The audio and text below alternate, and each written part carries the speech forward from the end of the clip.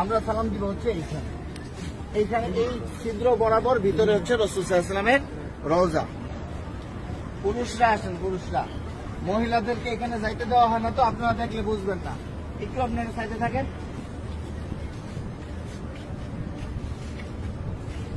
আমরা ভিতরে যাব হচ্ছে এইভাবে, আমাদের বাম দিকে থাকবে রওজা।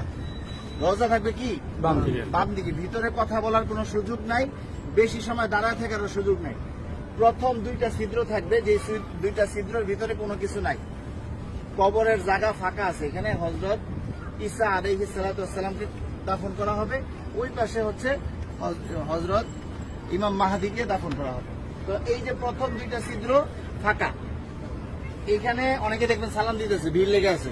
এখানে সালাম দিব না, আমরা সালাম দিব হচ্ছে এইখানে এইখানে এই ছিদ্র বরাবর ভিতরে হচ্ছে রাসূল সাল্লাল্লাহু আলাইহি ওয়াসাল্লামের রওজা। এই জায়গায় সালাম দিব, দেখবেন যে এরকম যেই ছিদ্রটা, এইটার সাথে কিন্তু কোনোটার মিল নাই, ঠিক আছে? এই বরাবর নবীজিকে সালাম দিতে হবে। রাসূল সাল্লাল্লাহু আলাইহি ওয়াসাল্লাম এখানে জীবন্ত অবস্থায় শুয়ে আছেন, ডান কাত হইয়া, নবীজির মাথা এদিকে, পা হচ্ছে এদিকে, ঠিক আছে?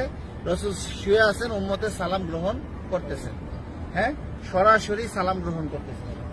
তারপরে এখানে আবু বকর রাদিয়াল্লাহু আনহুর কবর, এই বরাবর এখানে আবু বকর রাদিয়াল্লাহু আনহুকে সালাম দিতে হবে। কিভাবে সালাম দিব? নবীজিকে কিভাবে দিব? আসসালাতু আসসালামু আলাইকা ইয়া রাসূলুল্লাহ, আসসালাতু আসসালামু আলাইকা ইয়া হাবিবাল্লাহ। যতটুকু বেশি আমরা পারি বলার চেষ্টা করব। সালাম দেওয়ার সবচেয়ে সুন্দর সময় হচ্ছে রাত্রে 10:30টার পর থেকে নিয়ে রাত্রে 1টা-2টা পর্যন্ত ফাঁকা থাকে, ভিড় থাকে না। আর দিনের বেলা সকাল 7টা থেকে নিয়ে একেবারে জোহর পর্যন্ত কি ফাঁকা থাকে, ফাঁকা। আসরের সময় থেকে নিয়ে এশারের পর পর্যন্ত কি থাকে? ভিড় থাকে। যত বেশি পারেন নবীজিকে সালাম দিবেন। যদি সালাম কবুল হয়ে যায়, আল্লাহ নবী বলতেছেন যে আমার রওজায় যে সালাম দিল তার উপরে, আমার উপরে ওয়াজিব হয়ে যায় তার জন্য হাসরের ময়দানে সুপারিশ করা। আমার সালামটা যদি গ্রহণ করেন নবীজি, তাহলে আমাদের এইটা নাজাতের উসিলা হয়ে যেতে পারে। যাই হোক, বলতেছিলাম এই বরাবর আবু বকর রাদিয়াল্লাহু আনহু, আবু বকর রাদিয়াল্লাহু আনহু মাথা এদিকে, পা এদিকে। নবীজির মাথা এখানে, রাসূলের পা এই পর্যন্ত আসছে। রাসূলের শরীরের ওই পাশে হচ্ছে কি আবু বকর রাদিয়াল্লাহু আনহু। আবু বকর রাদিয়াল্লাহু আনহু ঘাড় বরাবর হচ্ছে হযরত ওমর রাদিয়াল্লাহু আনহু, উনি আরো ওই পাশে, ঠিক আছে?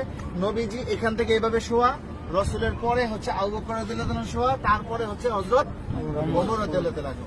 এইখানে হযরত ওমর রাদিয়াল্লাহু আনহুকে সালাম দিতে হবে। তো এইখানে নবীজিকে সালাম দিব আমরা। আর রাসূলকে অনেক মানুষ আমাদেরকে বলছে না সালাম দেওয়ার জন্য, তো আমরা নিয়ত করবো যে আমাদেরকে যত মানুষ সালাম দিতে বলছে তাদের সকলের পক্ষ থেকে সালাম, আসসালাতু আসসালামু আলাইকা ইয়া রাসূলুল্লাহ, ঠিক আছে? তারপর আবু বকর রাদিয়াল্লাহু আনহুকে সালাম দিব, হযরত ওমর রাদিয়াল্লাহু আনহুকে সালাম দিব। তারপরে এখানে কোনো কিছু নাই, ফাঁকা আছে কবরের জায়গা ভিতরে, আমরা এদিক দিয়ে বের হয়ে যাব। এটা হচ্ছে পুরুষদের যে কোনো সময় খোলা আছে সালাম দেওয়া। আর মহিলাদেরকে ঠিক রওজার পিছন দিক দিয়ে দিবে সালাম দেওয়ার জন্য একদিন। কথা বুঝতে পারছেন? একদিন সুযোগ আসবে রিয়াজুল জান্নাহ নামাজ পড়ার জন্য, এবং সালাম দিবেন রওজার পিছন দিক থেকে। আর মহিলারা বাহির দিয়া প্রতিদিনই সালাম দিবেন আপনারা বাহির থেকে, হ্যাঁ? এই পাশে আসেন।